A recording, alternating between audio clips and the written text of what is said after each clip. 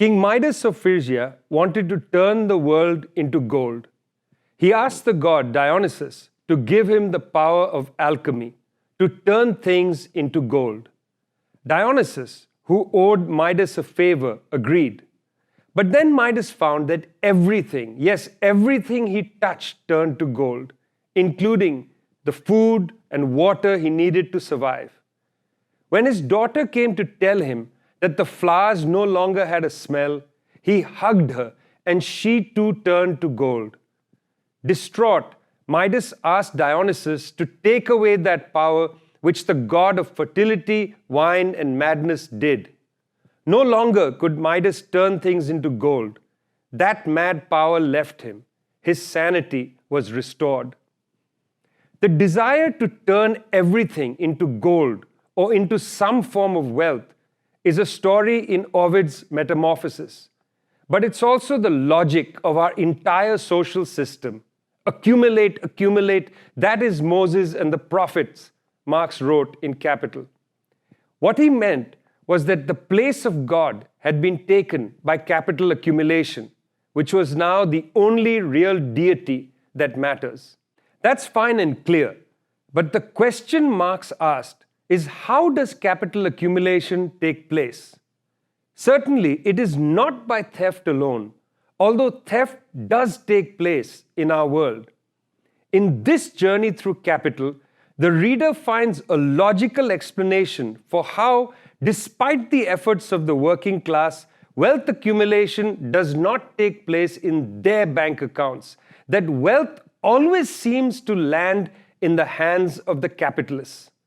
The capitalist appears like King Midas, touching commodities and making them turn to gold or to dollars. But this is mythical. The actual process is far simpler, although it requires Marx's careful scientific analysis to uncover it.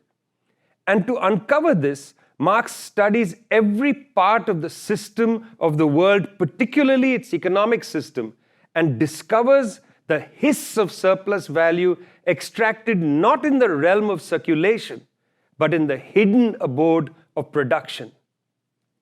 In this lecture, The Journey Through Capital, I will review Marx's main argument in 20 points. Then, at the end, I will offer a few reflections on the book and what it means to us. First, wealth presents itself as an immense accumulation of commodities.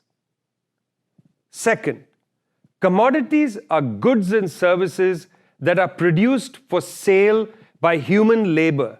Fresh air or running water are not by themselves commodities until they are packaged for sale, as in our times. Third, commodities have a use value and an exchange value.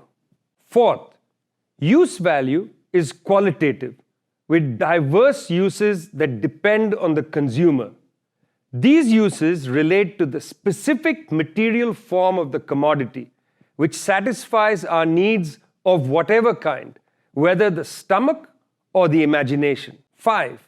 Exchange value is a quantitative social relation which allows two incommensurate commodities to be exchanged with each other at some ratio. 6.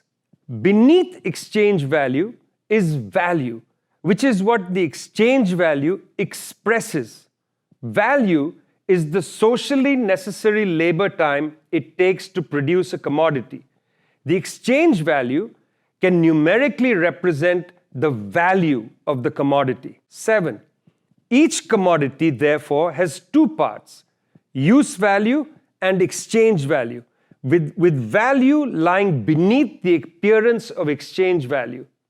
These two parts are equally present in the commodity of labor power, our ability, in other words, or capacity to work.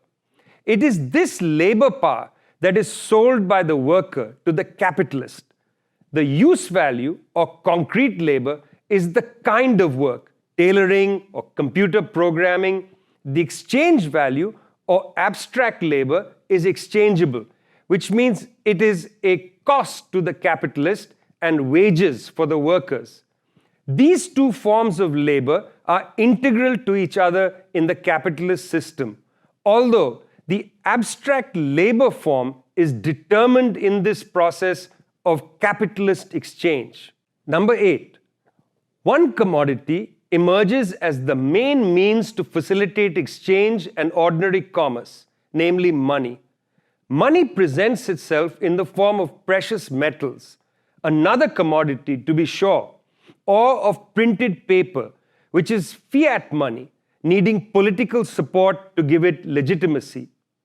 The enforcement of trust for what is recognized as money is underwritten by political power. Number 9. Commodities are taken to the market to be sold for money, which is used in turn to buy other commodities. This is simple exchange, which is represented by Marx as CMC. You sell in order to buy. One commodity is exchanged for another, with money as the intermediate between the two commodities. Number 10. Something specific occurs, however, under capitalist conditions. The order of things is altered. Money is taken to the market where it's used to buy commodities. These commodities are then sold for money. In this case, you buy in order to sell. If the money used to buy and sell the commodities is the same amount, then the entire transaction is meaningless. What accounts for the increase of money in the transaction? What accounts for the formula M-C-M prime? This increase, Marx argued, is not explained fully by the old adage, buy cheap, sell dear. More is at stake here. How is money able to grow? Marx shows that the solution to this question is not to be found in the sphere of circulation alone, but in the production process. The answer, in short, is in the mechanism that produces surplus value. 11. To produce commodities, the capitalist must employ workers. The commodity that the workers sell to the capitalist is their labor power, or our ability or capacity to work. This labor power is a commodity. 12. All inputs into the production process, many of them already commodities, are transformed into the commodity being produced. The only input that delivers itself into the process and leaves the factory floor is the worker. The workers sell what they own, their labor power, to the capitalist. What the capitalists do with this commodity is to use it in the production process. The capitalists do not own the worker. They only own the labor power of the worker for a determinate amount of time. After the worker finishes their shift, they leave the factory floor to go home, replenish themselves, and return the next day to produce more commodities. This work, this social reproductive labor, is often defrayed without money exchanged into the family. In the time of their shift, the workers produce more commodities than is necessary to pay them. The surplus time for the utilization of their labor power delivers surplus value to the capitalist. 13. The capitalist attempts to increase the surplus value extracted from the worker in 3 different ways, 2 of which are laid out in capital, and the third of which is indicated marginally by Marx. A. By increasing the length of the working day. By making the worker spend more time at work for the same wage, the capitalist is able to extract more surplus value. This is known as the extraction of absolute surplus value. A familiar contemporary technique of extracting more surplus value is to increase the intensity of labor. Fewer coffee breaks, faster assembly lines. These are a subtle way to increase absolute surplus value. B. By increasing the productivity of labor power. The capitalist can expend more money to mechanize the factory or to better organize and train the workers. Higher productivity allows the worker to produce more commodities in each hour, which decreases their socially necessary labor time. This is known as the extraction of relative surplus value. Increased productivity also takes place in the sectors where the workers' consumption goods are produced. This has the effect of reducing the necessary labor time, which may or may not manifest itself as a reduction in normal wages and even an increase in real wages. C. By suppressing the consumption level of workers or the standard of living of entire parts of the world.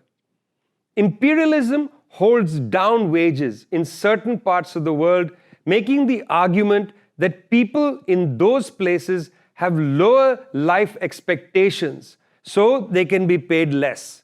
In Capital, Marx noted that the capitalists try to push the wage of the worker down below the value of his labor power, but he excluded this form from his analysis based on the idea that labor power must be bought and sold at full value. This consideration, which we call super exploitation, is not immaterial for our analysis, since this is central to the discussion of imperialism.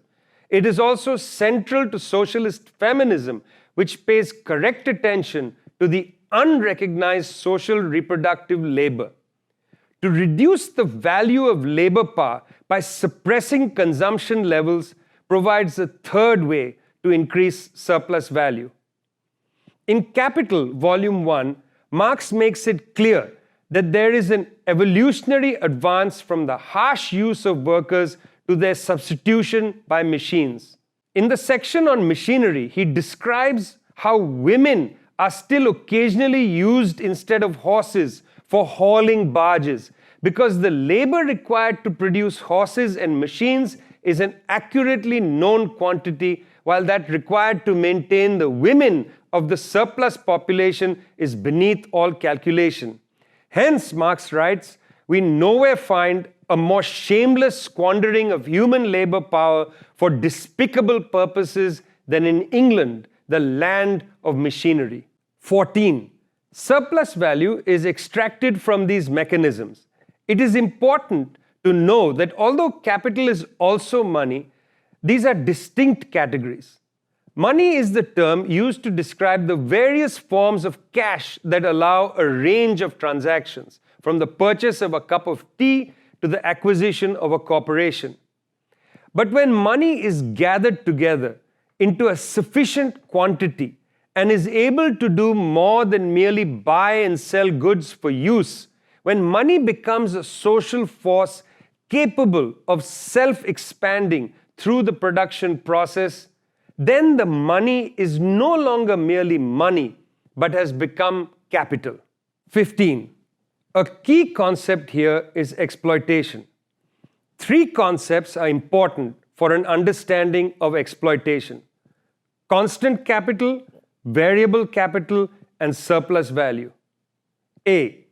Constant capital is the value of the raw materials and the instruments of labor in the production process.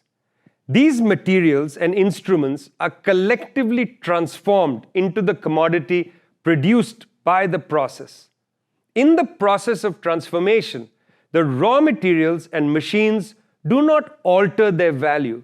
Their value is preserved in the commodity. The value remains constant. B.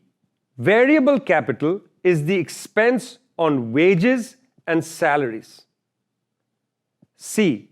Workers produce more value than they are paid in wages. This extra value is surplus value. The workers sell their labor power for a set amount of money. When they start to work on the production of commodities, it takes them only a fraction of their working day to make enough commodities to cover their own wages. Marx calls that the necessary labor time. It was necessary because in different epochs and in different countries, it takes different amounts of goods and services to reproduce the workers' depleted labor power. In some countries, the standard of living is lower than that of others, which means the necessary labor time is also shorter. The remainder of the working day after the necessary labor time is the surplus labor time. It is the time that the worker spends producing commodities that are above and beyond the amount needed to be produced to pay the wage bill of the workers. Marx's concept, the rate of exploitation, is measured by using the categories of variable capital and surplus value. Variable capital is the share of the values produced in the process of production that goes to the workers. Surplus value, on the other hand, is the share of the values that goes to the capitalist. The ratio of surplus value to variable capital, or S divided by V, can be seen as a quantitative expression of the exploitation of workers, also called the rate of surplus value. 16. Capitalists must compete with each other to prevent their annihilation from economic activity. They must keep making improvements to their products, and they must keep making changes to their production process to increase their profit rate.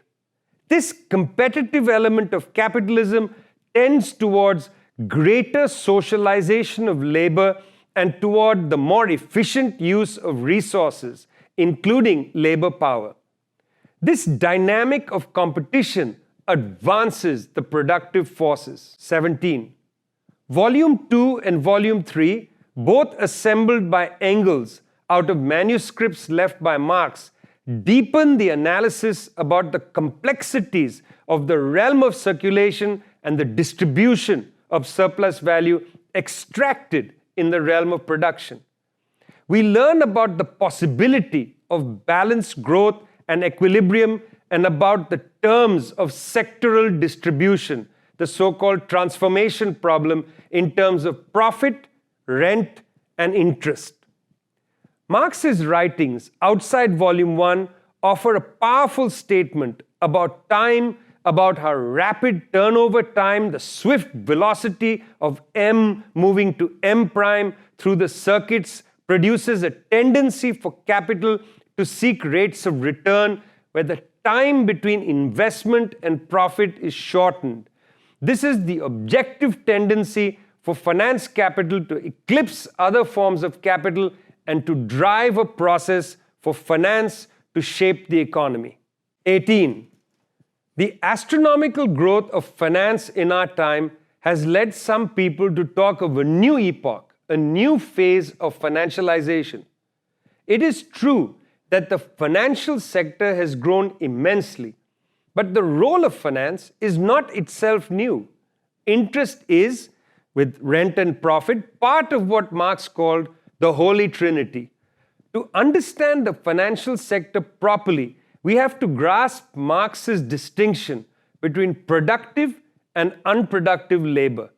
This is not a moral distinction. The work of doctors and nurses is essential. It's essential and socially useful. But in terms of Marx's concept, it is not productive since it does not produce surplus value for the capitalists. Here's an example from Marx. A singer who sings like a bird is an unproductive worker. If she sells her singing for money, she is to that extent a wage laborer or a commodity dealer. But the same singer, when engaged by an entrepreneur who has her sing in order to make money, is a productive worker, for she directly produces capital. This producing of capital is what clarifies the distinction. The surplus value extracted from the production process is then divided between industrialist profit, bankers' interest, and landlords' rent. Banks play an important role in advancing credit. In our time, the amount of surplus value drawn into finance and away from the productive sectors has created an immense imbalance in the capitalist system. 19. An objective contradiction develops between the productive forces and the social relations of production, the latter forcing more and more workers into conditions of unemployment or underemployment and into various forms of social distress. The social wealth increases, the capacity to generate more social wealth increases, but social inequality also increases. This dual increase in wealth and inequality is inherent in the capitalist system. The inherent nature of this duality, wealth and inequality, objectively generates a series of crises for capitalism. 20. We are well aware of the great subjective limitations that lie before the workers' movements, including the limitations of the economic, trade union, as well as social and political fronts. The subjective weakness of the working class means that the majority of the people cannot properly take advantage of these recurrent crises to shape the world to the advantage of the workers. The task of the people's movement is to strengthen the confidence of workers and to build the organizational power of the working class.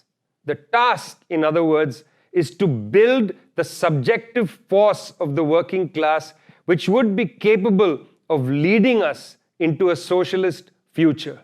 So there, in 20 points, the skeleton of Marx's Capital. It is an immense journey to read through Capital and develop a clear assessment of the contradictions which grip our lives. Marx continued to revise the 1867 version of Volume 1 for the Russian and German versions, and then the much transformed French version of 1872. Marx left behind an enormous corpus of these economic writings, from the Grundrisse to the 32 volumes of notes and commentaries that were produced in his last years. Publishers fretted about Capital, fearing, as Engels did, that it would be hard to read. Even the Russian censor agreed with this assessment, letting the book get through despite the fact that the author was a known revolutionary. Few people in Russia will read it, wrote the censor. Even fewer will understand it. But you have read it, and you understand parts of it. You will read it again. Many years ago, when I was teaching the book in Delhi at our Leftward Books office, I wrote the following in the syllabus. I do recommend a hard copy at some point. This is a demanding book, and it demands to be an important part of your library. I hope you agree.